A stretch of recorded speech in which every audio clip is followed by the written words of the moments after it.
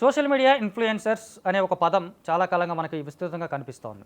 Social మీడియాలో ఏదో ఒక రకంగా వాళ్ళు కష్టపడి పేరు సంపాదించుకోవడం, తద్వారా వచ్చేటువంటి అమౌంట్‌తో వాళ్ళు ఎర్న్ అవ్వడం, దాని ద్వారా వాళ్ళ లైఫ్‌ని లీడ్ చేసుకోవడం అనేది సాధారణంగా చూస్తూ ఉన్నాం. కొన్నిసార్లు ఆ పేరు ఫేమ్‌గా మారుతుంది. ఆ ఫేమ్ వాళ్ళని సెలబ్రిటీస్‌గా కూడా చేస్తున్నటువంటి సందర్భాలు చూస్తూ ఉన్నాం. సో, ఇలా వచ్చినటువంటి పేరుని, ఆ ఫేమ్‌ని వాడుకుంటూ బెట్టింగ్ యాప్స్‌ని కూడా వీళ్ళు ప్రమోట్ చేస్తూ సులువుగా అధిక మొత్తంలో డబ్బులు సంపాదించాలనేటువంటి ప్రయత్నాలు చేస్తూ ఉన్నారు. ఇదే ఇప్పుడు తెలుగు స్టేట్స్‌లో బెట్టింగ్ యాప్స్ ద్వారా చాలామంది వందలు వేల మంది నష్టపోవడానికి కారణమవుతోంది. వాళ్ళు చేస్తున్నటువంటి ప్రమోషనల్ ప్రచారాలే ఈ సాధారణమైనటువంటి ప్రజల మధ్యకి, సామాన్యుల వద్దకి ఇది వెళ్తూ ఉంది.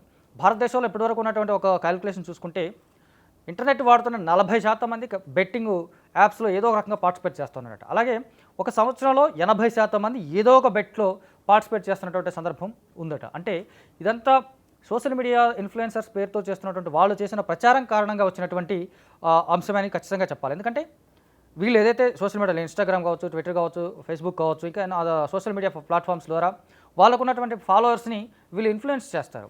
మీరు రూ. 100 కడితే రూ. 1000 వస్తాయి. ఇలాగ ఇన్ఫ్లుయెన్స్ చేయడం ద్వారా ఆ ఫాలోవర్స్ నిజంగానే నమ్మి, ఎందుకంటే వాళ్ళు ఫాలో అవుతున్నారంటే వాళ్ళకి నచ్చే అంశం అవతల వాళ్ళలో ఏదో ఉందనే అర్థం. అలా వాళ్ళ అభిమానాన్ని వాళ్ళు సొంతంగా క్యాష్ చేసుకుంటూ వీళ్ళని ఆ ఊబిలోకి దింపడం అనేది ఒక రకంగా క్రైమ్. ఆ క్రైమ్ చేస్తున్నటువంటి వాళ్ళకి ఇప్పుడు మనం పోలీసులు 11 మంది మీద కేసులు పెట్టారు. అది కొంచెం ప్రస్తుతం నడుస్తున్నటువంటి అంశం. అయితే ఇంత సడన్గా ఈ 11 మంది మీద కేసులు ఎందుకు నమోదయ్యాయి అని చూస్తే గనక దీని వెనక ఒక అభినందించాల్సినటువంటి వ్యక్తి అన్వేషణ వాడు. ప్రపంచ యాత్రికుడిగా ప్రపంచం మొత్తంలో ఉన్నటువంటి దేశాలు తిరగడమే లక్ష్యంగా అతను తిరుగుతూ విపరీతమైనటువంటి ఫాలోయింగ్ని, అతను కూడా ఒక సోషల్ మీడియా ఇన్ఫ్లుయెన్సర్గా తిరుగులేని ఫేమ్తో ఉన్నాడు. అతనికి ఉన్నటువంటి ఫాలోవర్స్ కానీ, అతనికి ఉన్నటువంటి రెవెన్యూ కానీ చాలా భారీ మొత్తంలో కనిపిస్తోంది. ఒక రకంగా దేశంలో ఉన్నటువంటి చాలామంది అతన్ని ఫాలో అవుతారు. ప్రధానంగా తెలుగు స్టేట్స్లో ఉన్నారు, కోట్లలో అతనికి ఫాలోవర్స్ ఉన్నారు. అలాంటి పర్సన్ కానీ ఇలాంటి బెట్టింగ్ యాప్స్ని ప్రమోట్ చేస్తే అతను కూడా చాలా ఈజీగా పెద్దగా అతనికి యూట్యూబ్ ద్వారా వచ్చే రెవెన్యూతో పని లేకుండానే అనేక దేశాలు తిరగొచ్చు. కానీ అతను ఎప్పుడు బెట్టింగ్ యాప్స్ జోలికి వెళ్ళలేదు. అందుకు కారణం ఏంటంటే వాళ్ళ ఫాదర్ కూడా ఆ యాప్స్ కారణంగా లాస్ అయ్యి నష్టపోయినటువంటి వ్యక్తిగా అతను చెప్తాడు. అందుకే ఆయన ఎంతమంది అప్రోచ్ అయినా, ఒక రకంగా చూసుకుంటే ఇప్పుడు మనం చెప్పుకున్నటువంటి ఈ 11 మంది కంటే కూడా అన్వేషణకి విపరీతమైనటువంటి ఫాలోయింగ్ ఉంది. వీళ్ళందరూ ఒక ఎత్తు అయితే అతను ఒక ఎత్తు అని కూడా చెప్పేయచ్చు. అలాంటి పర్సన్ బెట్టింగ్స్ దూరంగా ఉండటమే కాక వీటి మీద ఒక నిషేధించాలి, దీని ద్వారా జరుగుతున్నటువంటి నష్టాన్ని నివారించాలని తనుగా తీసుకున్నట్టు ఒక ఇనిషియేషన్ ఖచ్చితంగా అప్రిషియేట్ చేయాల్సినటువంటి అంశం. దానికి సజ్జనార్ కూడా తోడైపోయి వీళ్ళిద్దరూ కలిసి రీసెంట్గా చేసినటువంటి ఒక వెబ్ ఇంటరాక్షన్ ఏదైతే ఉందో మనకు, ఆ జూమ్ ఇంటరాక్షన్ ఏదైతే ఉందో అది కూడా కొంచెం సెన్సేషనల్గా మారింది. ఆ క్రమంలో సజ్జనార్ కూడా తెలియని చాలా విషయాలు ఈ బెట్టింగ్ యాప్స్ ఎలాగా సర్క్యులేట్ అవుతూ ఉంటాయి, ఇవి ఎట్లా ఫంక్షనింగ్ ఎలా ఉంటుందని చెప్పి అన్వేష్ చెప్పినప్పుడు సజ్జనార్ కూడా ఆశ్చర్యపోయాడంటే అతను దీని మీద ఎంత కీన్గా అబ్జర్వ్ చేస్తున్నాడు, దీన్ని ఎంత స్టడీ చేస్తున్నాడు అనేది మనకు తెలుసుకోవచ్చు.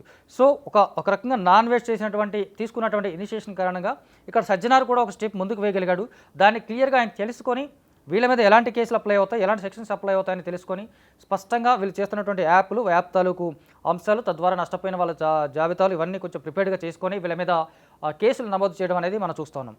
సో ఇలా చూసుకుంటే ఒక ప్రపంచ యాత్రికుగా తను తిరుగుతూనే దేశంలో ఉన్నటువంటి కొన్ని రకాలైనటువంటి అసమానతల గురించి మాట్లాడుతుంటాడు, కొన్ని సమస్యల గురించి మాట్లాడుతుంటాడు, యూత్లో ఉన్నటువంటి ఒక లేజినెస్ గురించి మాట్లాడుతూ ఉంటాడు. ఇతర దేశాల్లో ఉన్న డెవలప్మెంట్కి మన దేశంలో ఉన్నదానికి కంపేర్ చేస్తూ అతను ఒక అనలిటికల్ వీడియోలు కూడా చేస్తూ ఉంటాడు. కొంతమంది అతను వ్యతిరేకిస్తారు, అది వేరే విషయం. కానీ అతను చెప్పే అంశాలు మాత్రం ఖచ్చితంగా ఆలోచించాల్సినటువంటి అంశాలుగానే మనకు కనిపిస్తూ ఉంటాయి. ఆ ఆలోచించాల్సిన అంశాల్లో ఇతను బెట్టింగ్ యాప్స్ సంబంధించినటువంటి తీసుకున్న చొరవ కూడా గొప్పది, అభినందించాల్సింది. లేదంటే అతనికి చాలా వరకు మనకు రీసెంట్గా చూసుకుంటే బయ్యా సన్నీ యాదవ్కి వాళ్ళిద్దరి మధ్య కూడా ఒక వీడియోలో ఒక వాగ్వాదం జరిగింది. ఆ క్రమంలో అతను చేసినటువంటి కొన్ని కామెంట్స్ కొంచెం హ్యాష్గా ఉన్నప్పటికీ కూడా ట్రూత్, కొన్ని వందల మందిని బలి తీసుకుని నువ్వు డబ్బులు సంపాదించుకోవడంలో వచ్చే ఆనందం ఏంటి అని చెప్పేసి సన్నీ యాదవ్ని అడగడం అనేది, అతను వాడిని కొంచెం పదజాలం కొంచెం ఘాటుగా ఉన్నప్పటికీ కూడా అతను దానికి అలాగే రిప్లై ఇవ్వడం, నేను ఇలాగే మోసం చేస్తాం, ఇలాగే ఉంటామని చెప్పడం. అంటే వీళ్ళు బరి తెగింపు కూడా ఒక రీజన్ అనుకోవచ్చు. మనకి హర్ష సాయి ఏదైతే చేశాడో తను ఒక హీరో ఇమేజ్ తెచ్చుకున్నాడు. ఏకంగా సినిమా హీరోగానే ఒక సినిమా స్టార్ట్ చేశాడు.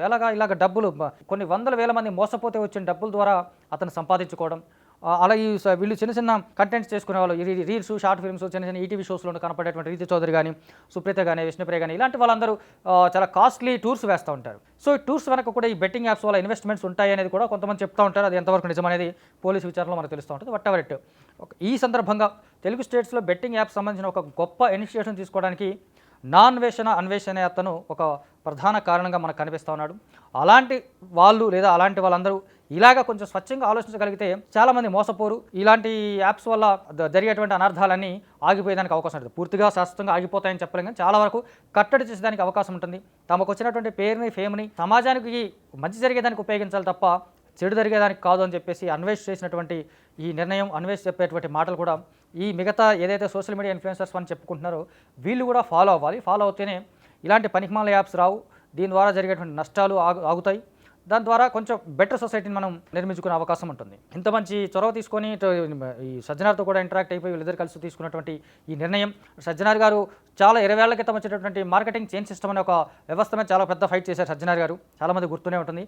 ఆ టైంలో ఇప్పటికి విపరీతమైనటువంటి చైన్ మార్కెటింగ్ సిస్టమ్స్, మీరు ముగ్గురిని చేర్పించండి, ఇంకొకటి ముగ్గురిని చేర్పించండి, ఇలాగ తీసుకొచ్చి చాలామంది జీవితాలు ఆశనం. అప్పుడు కూడా చాలామంది లైఫ్లు కొలాప్స్ చేసుకున్నారు. దాని మీద సజ్జనార్ చేసిన ఫైట్ కారణంగా అప్పుడు అవన్నీ ఆగిపోయాయి.